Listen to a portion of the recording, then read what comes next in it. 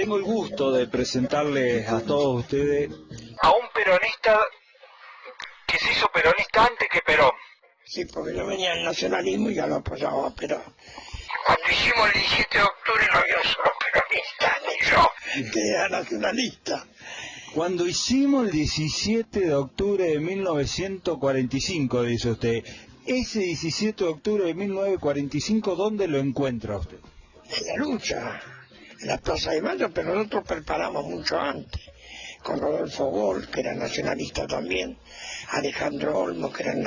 Todos proveníamos del nacionalismo. Nacionalismo con un gran papel ahí, y después los ingleses, a través de sus medios, nos acusaron a todos de nazi. Entonces yo le digo a algunos periodistas, digo, bueno, decime alguna declaración de algún dirigente a favor del nazismo, era un movimiento anti-inglés. Era lo que nos sojuzgaban en la Argentina. El tema de los medios de comunicación y el peronismo, ¿no? Totalmente. Y en todos los países del mundo. Los medios de comunicación trabajan con los imperios. Acá Botana, que era un agente inglés y extorsionaba, él había proclamado que no se podía tener un diario si no se entregaba a las embajadas extranjeras o en la extorsión. Él hacía las dos cosas. Extorsión y embajada. Sí. Él es el que inventa el diario de Irigoyen, que nunca existió.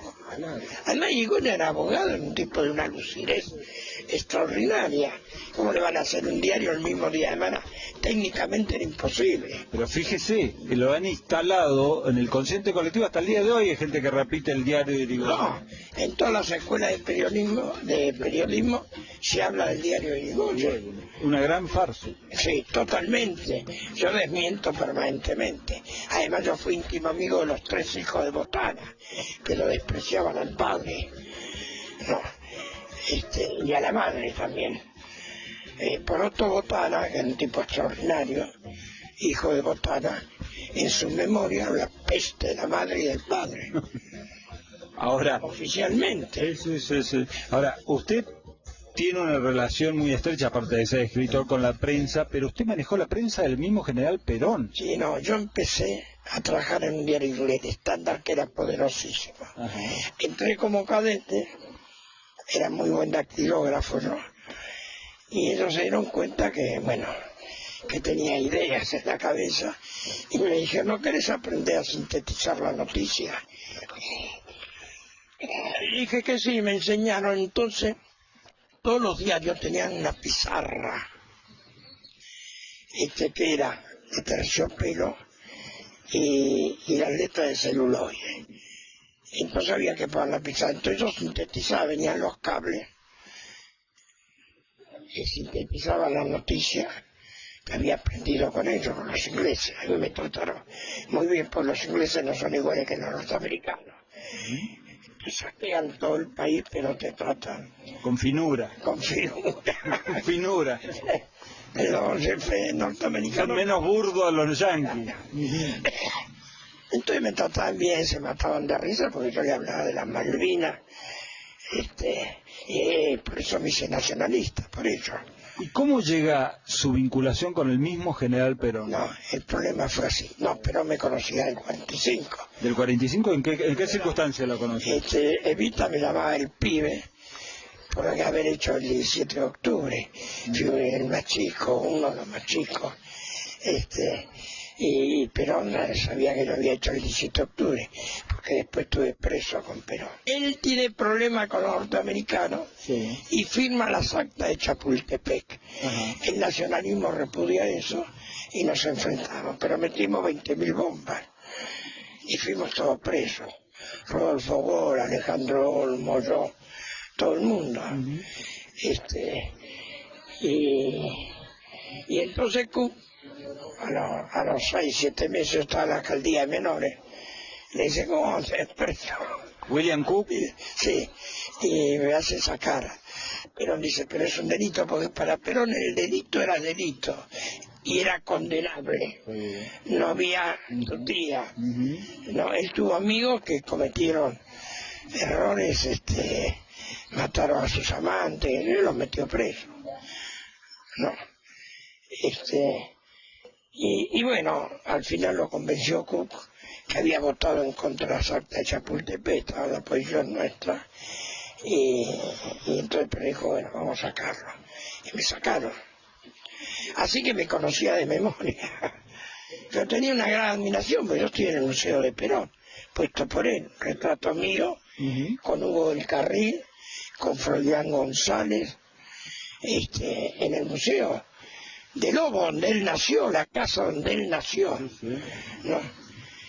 Y van los políticos y me quieren sacar siempre, entonces yo los amenazo con hacerle juicio. Claro, porque Perón tenía desprecio por los políticos, siempre. Por la dirigencia política tradicional vendepatria de esa época. Sí, no, vendepatria y peronista también. Y también había vendepatria. Pero buscaban siempre el favor de la cosa personal en vez de trabajar para el conjunto. Entonces por eso lo pone Hugo del Carril, era un gran artista. Estoy yo, está Froilán González, que fue un corredor excepcional, y además Perón le hizo apellido a Froilán González, ¿cómo es?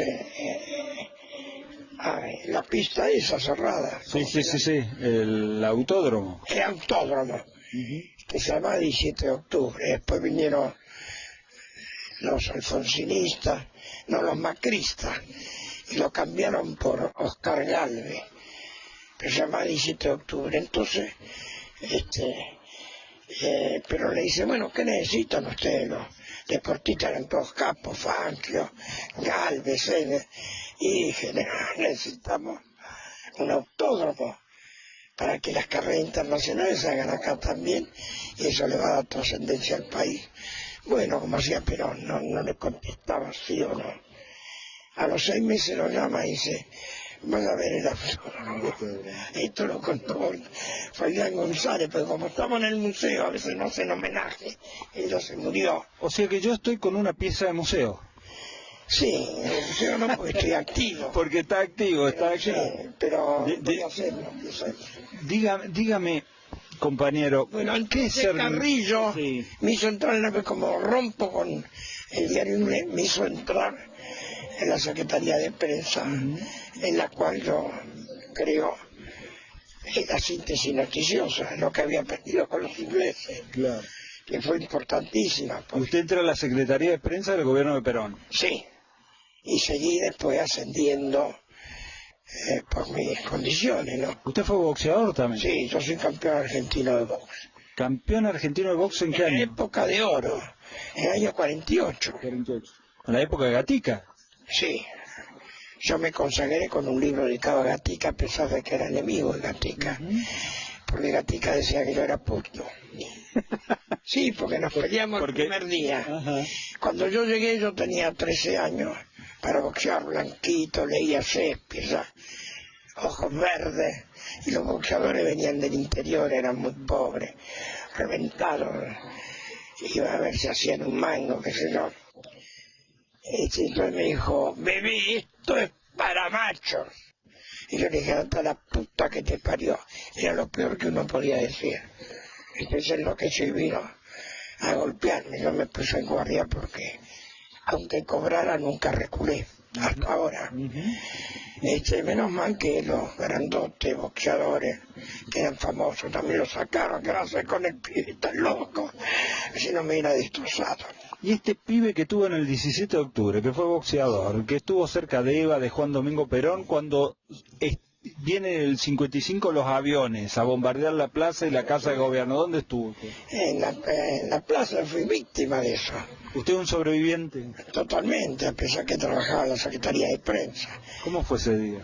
Ese día fue terrible porque yo salía, antes de ir a trabajar, a tomar un café en un bar famoso que había en Buenos. Yo soy de Buenos, nací en Buenos y viví 30 años, y jugaba a los dados con los amigos, y de repente escuchaban por la radio que empezaron a bombardear. Entonces nos sorprendimos y fuimos 5 o 6, estamos en colectivo y nos fuimos para la plaza, y ahí nos agarraban porque venían los aviones que ya iban siendo derrotados por la artillería antiaérea, el mayor Vicente conducía eso. Ya habían caído en el río varios aviones y empezó a bombardearnos y a ametrallarnos.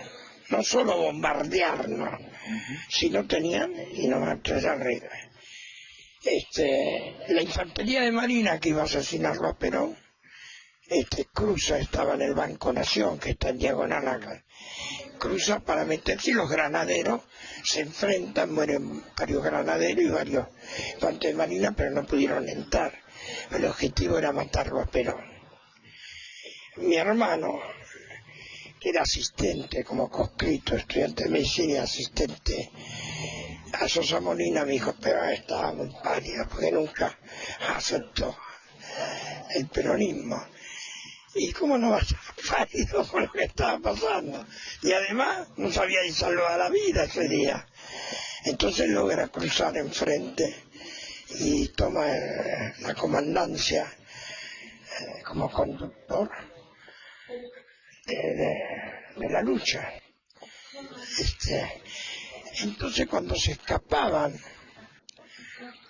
para Montevideo era que nos ametrallaban, pero nosotros decíamos, hijo de tu madre, todo esto que no teníamos nada, armas, nada. Isaac Rojas. Sí, Isaac Rojas no. Menéndez. Sí. No, Isaac Rojas era el conductor. Estaba el conductor de todo eso. Sí, que había traicionado porque él era alcahuete de Vita prácticamente. Isaac Rojas. Sí, era como el edecán de Vita, le chupaba la media todos los días.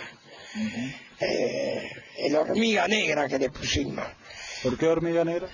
Bueno, porque era bajito, era morocho y era asesino. Era un asesino feroz. ¿Y después usted se lo imaginaba cantando la marcha peronista? ¿Muchos años después a Isaac Rojas? ¿Con los dedos en B? No, pero nunca hizo los dedos en B ni cantó la marcha. No. Lo ha cantado antes, con Evita. En la época de Menem no hubo un acercamiento. No, Menem que era un mucamo. ¿Un qué? Un mucamo. Menem, un mucamo. Sí, lo besó para simbolizar que él no solo saliaba al enemigo, porque el traidor es peor que el enemigo y tiene que demostrar que es mejor. Y lo besó y lo elogió y qué sé yo, pero nunca cantó la marcha ni nada. Siempre nunca cantó la marcha. Ahora, digo, usted es peronista, de antes de que exista Perón como Perón. Sí, nacionalista. Claro, porque era nacionalista. Defendíamos a Perón ya. Sí, sin duda, como un coronel nacional. ¿Sí? Claro, ya lo veíamos que levantaba nuestras mismas premisas, lucha contra el imperialismo inglés, por la nacionalización del país, que era nuestra lucha. Con nosotros estaba Escalabrio Ortiz. Y todo revisionista, eso es importante. Yo lo que le iba a decir es, ¿usted se hubiese animado a abrazarlo a Isaac Rojas, por ejemplo? No lo hubiera escupido en la cara, nunca lo tuve al lado. Porque Isaac Rojas fue siniestro, igual que el capitán Manrique, otro asesino feroz. Era todo el grupo, la marina eran todos pro-ingleses y masones. Bueno, vamos, pro-ingleses y masones, vamos a ir paso a paso, estamos en el primer peronismo. Sí, el primer peronismo fue brillante, porque Perón ya a los 15 días reformó la justicia. Nosotros todavía no la reformamos. Un juez manda al Poder Ejecutivo, al Congreso, una inmoralidad total. Bueno, él la reformó y le hizo juicio a la Corte Suprema y la liquidó a toda. Por juicio, en la Corte Suprema vinieron todo Palacio, todo lo que Sánchez Viamonte eran los abogados de la Corte Suprema, pero los derrota. Y entonces dice, la justicia tiene que ser integrada al proyecto nacional, no puede estar en contra, no como está ahora. Entonces crea una nueva Corte Suprema y bueno, los abogados, jueces, qué sé yo, muchos entendieron y estaban con nosotros y otros que no, pero eran un hombre de acción. Si así se jodían, le cortaban, pues no pueden hacer lo que hacen ahora, lo que hacen hace mucho. Sí. Y Ahora, contaba en ese momento con un poder popular muy importante el general. claro, lo que lo creó él. Claro, sí, sí. Creó el ejército, Ujú. lo hizo en el proyecto nacional, lo transformó el ejército, el pueblo, y organizó a los gremios. Los gremios eran un ejército paralelo, pero lo hizo Perón, eso es lo que hay que hacer. Y él siempre habló de la unidad. El 17 de octubre no había un solo peronista, ni siquiera yo, porque venía el nacionalismo, pero eran socialistas, comunistas, radicales, con todo eso es el movimiento nacional. Lo conduce, les explica bien y mantiene la unidad. La unidad es fundamental en política, en los movimientos populares. Cuando cometemos los errores de romper esa unidad, porque ese no nos gusta, porque aquel es puto, porque el otro es tal, perdemos. Tenemos que tener todo junto y conducirlo. Hoy decía en la presentación, esto es una guerra infinita, el imperialismo nunca descansa. No, nunca deja, Y nunca. si nosotros descansamos o nos acostamos a dormir la siesta como un yacaré, terminamos como cartera, Sí, en el mejor de los casos. totalmente. Lo del Perón fue maravilloso, porque además nos dio una conciencia. Yo hablo así gracias a Perón, porque nos iba explicando otra vez del radioteatro y de los medios que él ya tenía, democracia, el líder, todo eso, todo lo que pasaba, ¿no? Cómo teníamos que actuar, no cómo teníamos que actuar, cómo teníamos que conocer. Formó la conciencia popular, Totalmente. la conciencia nacional. Por eso pudimos hacer la resistencia. Y esa resistencia, ¿cómo fueron esos tiempos de resistencia? Porque el peronismo estaba prohibido. Sí, pero nosotros hacíamos movilizaciones, íbamos, nos enfrentábamos con los gorilas, y yo le fui enseñando todo lo que había aprendido en el nacionalismo, porque el nacionalismo tenía que pelear todos los días, porque éramos menos, y los conservadores manejaban todo, los ingleses, nosotros éramos anti-ingleses. Y bueno, el asunto empezó a crecer, empezamos a hacer actos relámpagos. Ahí me venía a escuchar el actual Papa, Bergoglio, que no era cura todavía. No era cura, pero era militante. Él Militaba en el peronismo. venía a escuchar, adhería al peronismo y estudiaba filosofía, como yo también estudiaba filosofía. Estamos hablando de época de resistencia. Sí, cuando empezó, después se hace peronista. Sí. Y actúa ahora como un peronista. Y, Ya vamos a hablar del Papa. Ya vamos a hablar del Papa. Claro. Y bueno, venía Fabio Bellomo, el verdadero ideólogo de Guardia Hierro, que lo forma Gallego Álvarez. También estudiaba filosofía, era muy amigo de él.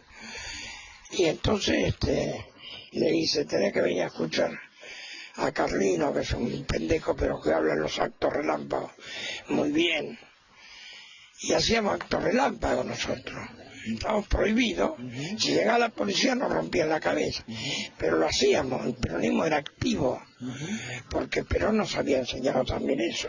Y dígame, iban por un choripán, la coca, por un sueldito, iban por un choripán, la coca, un sueldito, plata, ¿qué le daban? Poníamos nosotros la plata. Agarramos con diarios, yo le enseñé, y hacíamos afiches con los diarios y carbonilla. Bueno, y hacíamos topo, y después, por orden de Cook y de Perón, apoyamos Frondizi y nos incorporamos ahí. Nosotros decidimos que Frondizi no solo sea presidente, sino que gane las internas el radicalismo, porque el líder era Balbín, que también lo había hecho Perón líder, porque lo metió en cana para que sea líder, porque Frondizi era más peligroso, ¿no? Y entonces teníamos una cobertura legal a través de la UCRI, y hacíamos actos en nombre de la UCRI y hablamos de peronismo. Venía Norma Kenny y hablaba de Evita una hora. La gente se enloquecía con nosotros. Bueno, fuimos creciendo, sí. Todo eso lo conocía Perón, por eso tiene tanta admiración por mí. Bueno, se fueron creando otros grupos que apoyaban a Frondizi. Entonces nosotros explicábamos que el peronismo, lo que era el peronismo. Vinieron artistas grandes, directores como Con. Después se abrieron. Después Frondizi fue un fracaso, una traición total. Y entonces nosotros seguimos como peronistas. A mí me metieron preso y me pusieron a disposición del Poder Ejecutivo, que era ir a la tragedia de ir a la Patagonia, a la cárcel, que Perón había cerrado en el 47 por inhumana, con los asesinos, la famosa cárcel de Tierra del Fuego. Y bueno, la gente, los jóvenes de la UCRI y la juventud peronista, entre ellos estaba Norma Kennedy, Gustavo Rearte, yo lo apretaban a Frondizi, y Frondizi le fue a pedir. Éramos tres, yo era el mayor, tenía 22 años, los demás eran más grandes. Sí, le fue a pedir de que nos saque del Poder Ejecutivo, pues nosotros salíamos a pintar, basta de intervención militar en los sindicatos, no, nada más que eso. Entonces, eso bastaba en ese momento para ir preso. Entonces, por instancia de Frondizi, que había sido apretado y que necesitaba al peronismo, no votó el peronismo, no liberan, si no hubiéramos quedado en Tierra del Fuego. Y bueno, todo eso me salvé. Y Bergoglio me seguía a mí. Yo hablaba de las armas ya. Pensé que le gustaba a él eso. Bueno, después no lo vi más, pero como yo trabajé mucho con el padre Mujica, que él era el jefe, porque era jesuita Mujica, le llevaba mis libros, entonces se enamoró de mi poesía. Tampoco después lo vi más, pero Mariotto me consulta a mí, yo trabajo mucho. Mira, Bergoglio, Quilmes había peleado al pedo con Bergoglio, y entonces él quería ser intendente en ese momento. Me dijo, mira Bergoglio, anda a verlo. ¿Cómo te vas a perder si querés ser candidato a intendente el apoyo de la iglesia? ¿A intendente? Sí, a intendente Loma, hace muchos años. Entonces lo fue a ver y el que lo presentó, que era judío, le dijo, este es íntimo amigo de Carlino. Se ve que ya hablaba Bergoglio con el otro de mí. Dígame, ¿y después?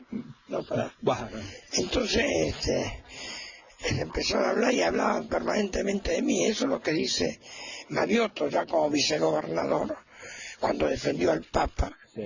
No, y lo querían acusar de cómplice de la dictadura. Todas esas cosas penetrantes del imperialismo. Y él lo defendió en 678 y no lo llamaron más. Y entonces... Dice que no lo llamaron más a Mariotto en 678 por defender a Bergoglio, sí, el Papa. En esa pelea de esos boludos en 678 en todo.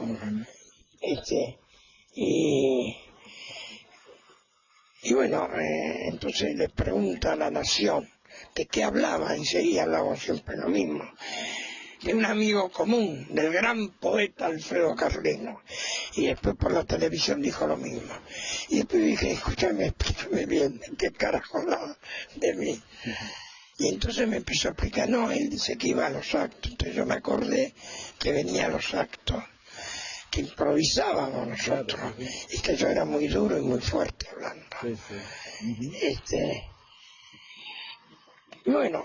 Trabajaron en la resistencia para que vuelva el general Perón. Totalmente. Año 73 vuelve Perón. Vuelve Perón.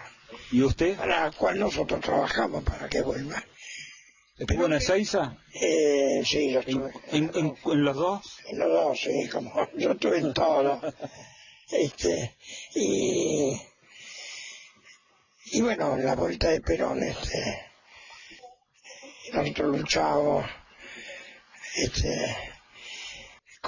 con Norma Kennedy, que era una héroe de la resistencia, y otra gente, con los más valientes. Pero ahí estuvo todo el pueblo. En la primera vino todo el pueblo. Nos amenazaron con 40.000 efectivos de las Fuerzas Armadas, que lo decían por televisión, custodiarán el acto para que no haya desborde, 40.000 efectivos para amenazarnos. Igual fueron 2 millones de personas, vinieron de todos lados. Llovía torrencialmente, eso nos salvó, porque nos llenaron de gases, unos gases potentísimos, pero el viento y la lluvia se llevaban. Entonces, bueno, sufríamos los gases, pero y hoy con el no tiempo pudimos llegar a Ezeiza, pues cortaron, claro. pero bueno, se cruzó el Matanza, hubo gente que hizo cosas importantes. Ahí empieza otra etapa, la década de los 70, ¿no? Se habla hoy de la década del... No, le hablan porque no militaron. Es una pelotudez eso. El 70 es consecuencia de la lucha del 60, la que hicimos nosotros. No. Y porque se quiere reivindicar a la guerrilla, que fue contrarrevolucionaria en realidad. Porque lucharon contra el poder popular. No lucharon y mataron a los líderes populares, acusándole de traidores, pero no lo mataron ni a Rojas, ni a Manrique, a los verdaderos asesinos de este Rucci. Rucci era un héroe de la resistencia, y era el tipo más leal a Perón. Rucci, el padre Mujica. El padre Mujica, que era un tipo extraordinario, yo trabajé con él, mucho con él, íbamos a la villa. Tenía un lenguaje como el mío, del principio, fuerte, no, por eso me enamoró. Y lo acompañábamos, iba con mi señora, estábamos en la villa. Ahora, esa violencia de esa época, ¿no? Porque hay que contextualizar, poner en un contexto. Usted dice que era el imperio que se había infiltrado dentro de la fila. Totalmente. A nosotros nos derrota el imperialismo, tanto en el 55 como en el 76. La creación de la izquierda y la derecha dentro del peronismo, que siempre fue negada, es una creación del imperialismo yanqui, el diario Clarín. Entonces nos dividieron en dos. Y hubo jóvenes, gente que recién venía, que entraba en ese juego.